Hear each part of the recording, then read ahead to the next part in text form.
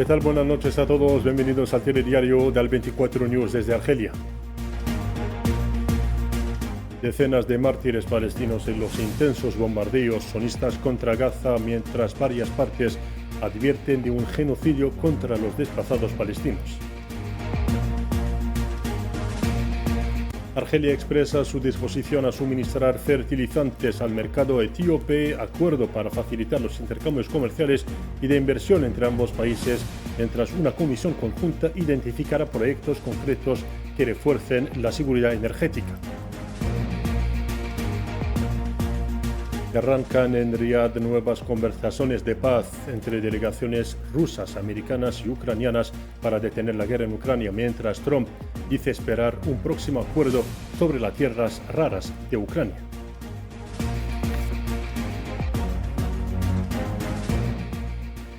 ¿Qué tal? Buenas noches. Comenzamos con la actualidad en Palestina. Al menos 51 palestinos cayeron en mártires y decenas han resultado heridos en los bombardeos sionistas contra la Franja de Gaza desde el amanecer de este lunes.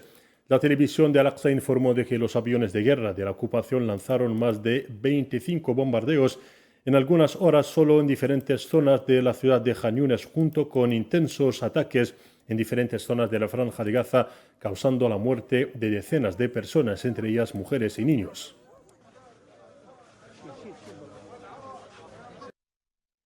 Y numerosos palestinos cayeron en mártires y decenas resultaron heridos a consecuencia de bombardeos de la ocupación sionista en distintas zonas del enclave palestino. El Centro Palestino de Medios de Comunicación informó de que el ataque sionista fue dirigido contra una tienda de campaña de una escuela de refugio en el Nusayrat, también en el campamento de Al-Maghraqa al norte de la gobernación central, también contra una tienda de campaña que albergaba a desplazados en la zona de Kizan Rashwan en Khan Yunis, en el sur de la Franja de Gaza.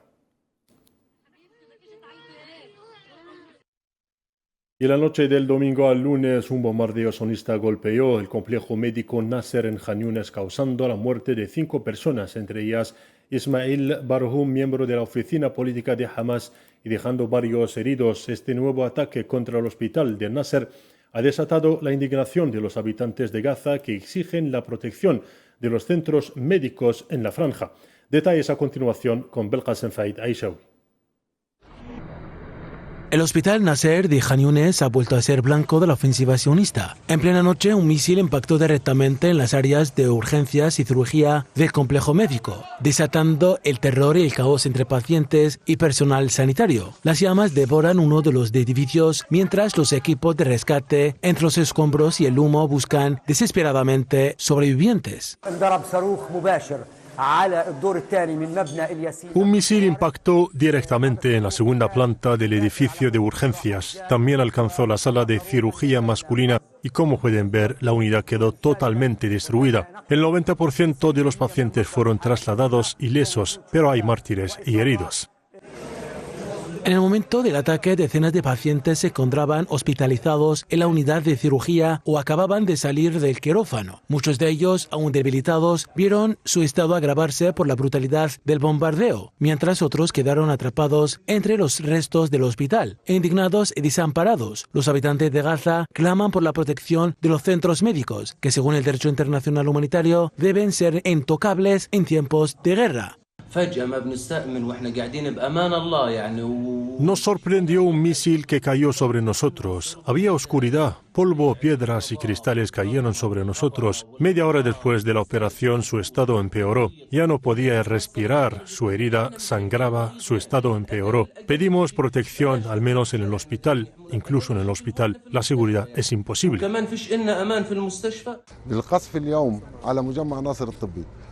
El ataque de hoy contra el complejo médico Nasser y la inutilización del quirófano son un mensaje de la ocupación destinado a inutilizar el complejo médico Nasser. Puedo confirmar que el complejo médico Nasser es uno de los hospitales, si no el mayor, que funcionan actualmente en la Franja de Gaza. Reanudó sus actividades el pasado mes de mayo tras haber sido clausurado. Este ataque no es hecho aislado. Desde el inicio del genocidio sionista en Gaza, el hospital Nasser ha sido atacado y devastado en repetidas ocasiones, al igual que otro centro de salud de la franja. Tras meses de inactividad forzada, el complejo apenas había logrado reabrir sus puertas en mayo pasado. Ahora, una vez más, se encuentra en la mira de la maquinaria de guerra sionista que sigue adelante con su despiadada campaña de exterminio contra la población gazatí. El Ministerio de Sanidad palestino en Gaza anunció que los cuerpos de 61 mártir y 134 heridos llegaron a los hospitales de Gaza en las últimas 24 horas. En un comunicado emitido este lunes, el Ministerio confirmó que el número de las víctimas de la renovada guerra de genocidio desde el 18 de marzo pasado ascendió a 730 mártires y 1.367 heridos, con lo que el balance de la agresión sionista contra Gaza aumenta ahora a 50.082 mártires, además de 113.408 heridos, mientras que numerosas víctimas aún siguen bajo los escombros.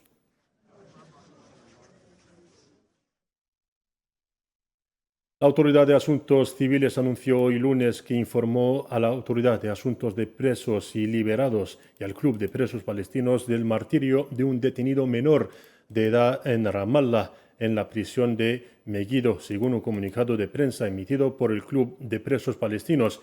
El mártir Walid Khaled se suma al récord de mártires que han muerto como consecuencia de los crímenes sistemáticos cometidos por el sistema penitenciario sionista de una manera sin precedentes, cuyo número, según las estadísticas del club, asciende a 63 mártires desde el inicio de la guerra genocida.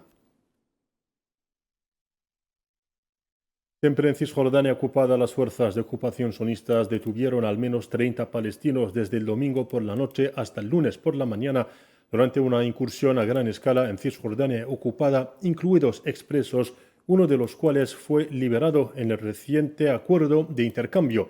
En una declaración conjunta, el Club de Presos y la Autoridad Palestina de Asuntos de Presos revelaron que 480 palestinos han sido detenidos en el campo de Jenin desde el comienzo de la invasión, que ha entrado en su tercer mes, y 230 detenciones en la región de Tulkarm. Fuera de Gaza, la responsable de Política Exterior y de Seguridad de la Unión Europea, Kaja Kallas, llamó este lunes a un alto el fuego en la franja de Gaza y a la reanudación de las negociaciones entre la entidad sionista y Hamas. En una rueda de prensa celebrada en el Quds ocupada, Kallas subrayó que el fracaso del acuerdo de alto el fuego en la franja de Gaza ha causado una enorme pérdida de vidas humanas y añadió que la reanudación de las negociaciones es la única vía posible para poner fin al sufrimiento de todas las partes.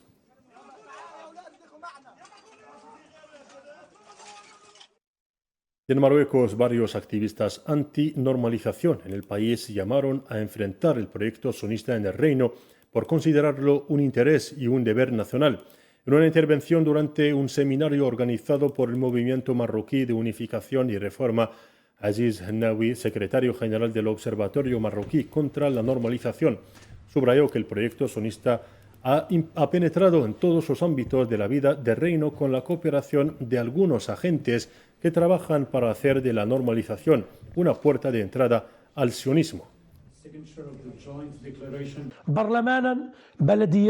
Parlamentario, ayuntamientos, políticas públicas, programas educativos, cultura, prensa, etc. Todo está penetrado. El proyecto sionista ha penetrado en todos los ámbitos de la vida del reino, con la cooperación de algunos agentes que trabajan para hacer de la normalización una puerta de entrada al sionismo.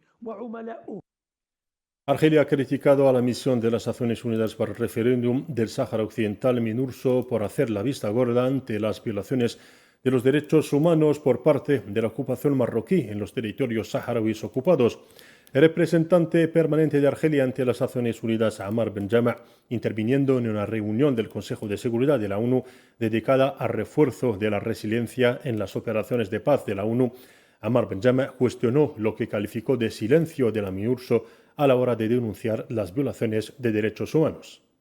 Queremos sumarnos a los miembros del Consejo Algunos socios sientan cátedra sobre la necesidad y la importancia de efectuar un seguimiento de los derechos humanos, de denunciar abusos de derechos humanos, de la necesidad de defender el derecho internacional, pero luego, curiosamente, cuando el tema del que se habla es la MINURSO, por ejemplo, nos ha sorprendido y nos ha dejado perplejos su silencio. Esta actitud traslada el mensaje de que la MINURSO es una rara avis, una excepción entre todas las operaciones de paz de las Naciones Unidas desplegadas en África, en la que, ante violaciones de derechos humanos, se mira a otro lado, cuando las violaciones se cometen en el Sáhara Occidental. El embajador Ammar Benjama subrayó la importancia de reforzar la cooperación y la coordinación entre las Naciones Unidas y la Unión Africana en las operaciones de apoyo a la paz en el continente. La adaptabilidad de las operaciones de paz de las Naciones Unidas. Insistimos en la necesidad de una mayor cooperación entre las Naciones Unidas y las organizaciones regionales, sobre todo la Unión Africana, que es un socio fiable en ese sentido.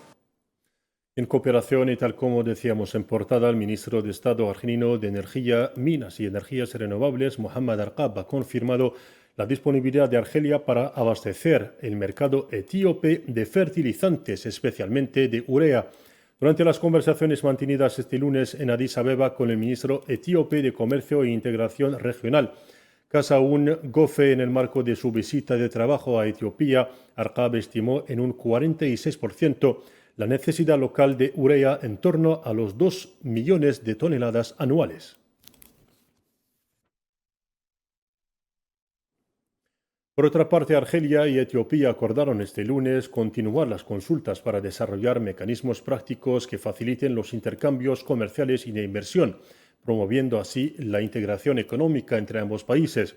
En un comunicado del Ministerio Argelino de Energía, el ministro Mohammad Arqab subrayó la importancia de la cooperación africana para desarrollar proyectos conjuntos, promover las inversiones en los sectores del petróleo y del gas y lograr la integración energética africana, contribuyendo así a la realización de los objetivos del continente en materia de autosuficiencia energética y a garantizar la seguridad del abastecimiento energético de todos los Estados miembros.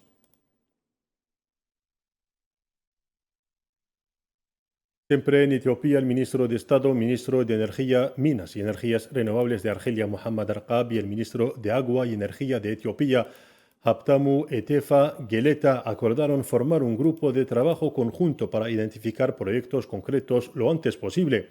En un comunicado del Ministerio Argelino de Energía se explica que la medida tiene por objeto reforzar la cooperación energética y abre nuevas oportunidades de asociación en proyectos de energías renovables, infraestructuras y redes eléctricas, garantizando un fructífero intercambio de conocimientos y contribuyendo al desarrollo sostenible de los dos países.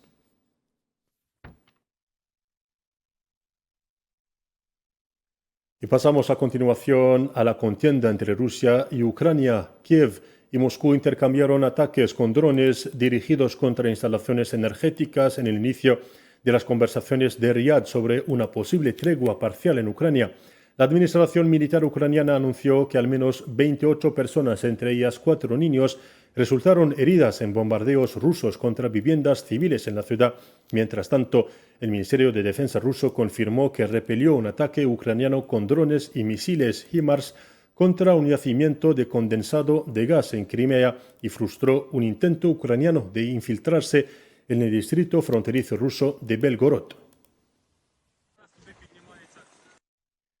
Y tal como decíamos en portada, las conversaciones directas entre responsables de las delegaciones estadounidenses y rusas comenzaron este lunes en la capital saudí, Riad, sobre el fin de la guerra en Ucrania.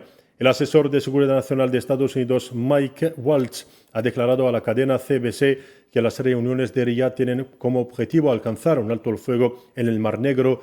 Steve Witkoff, enviado del presidente estadounidense Donald Trump, se mostró optimista y pronosticó que alcanzar un alto el fuego parcial en el Mar Negro conduciría a un alto el fuego general.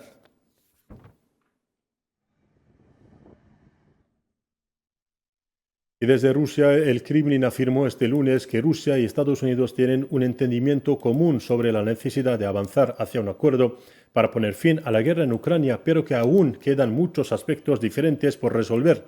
Las negociaciones en Arabia Saudí entre Moscú y Washington se centran en cuestiones técnicas, incluida la iniciativa del Mar Negro, que trata de la seguridad de la navegación en la región, según declaró el portavoz del Kremlin, Dmitry Peskov.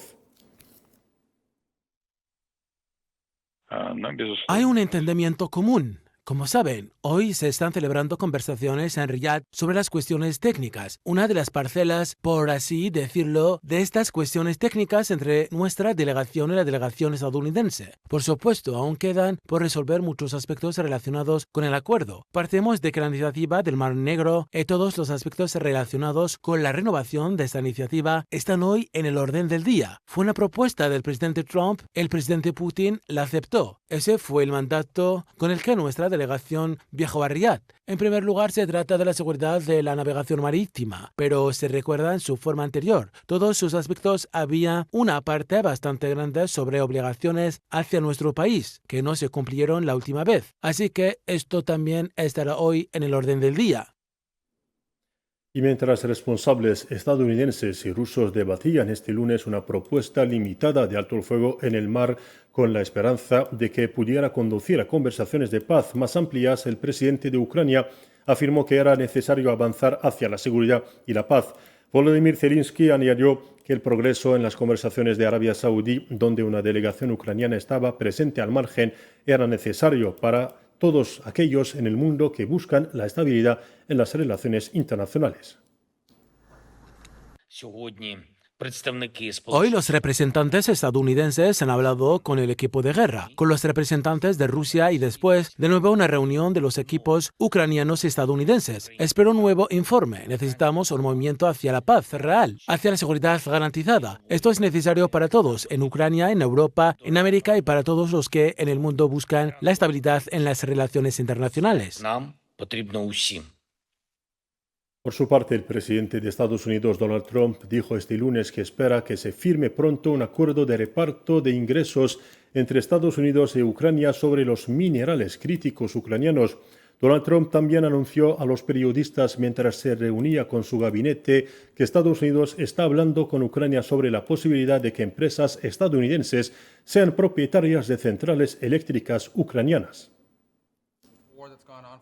Tenemos un gran grupo de personas trabajando en ello. Y les iba buena parte del día vender algo que realmente bien nos afecta, monetariamente, porque hemos dado mucho dinero y estamos recibiendo esa deuda. De hecho, Scott me está diciendo que el acuerdo sobre las tierras raras está a punto de completarse, lo que firmará en breve. Pero lo más importante es que queremos detener la matanza que se está produciendo, con una medida de 2.500 soldados a la semana asesinados, tanto rusos como ucranianos. El mandatario estadounidense afirmó que ahora están hablando de territorio y de líneas de demarcación.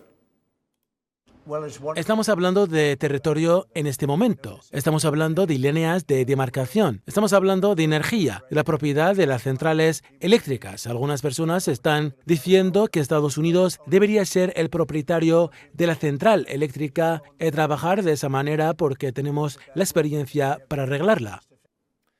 Y en Sudán, el ejército sudanés anunció este lunes la muerte de 45 miembros de los paramilitares de las fuerzas de apoyo rápido en el Fasher, al oeste del país.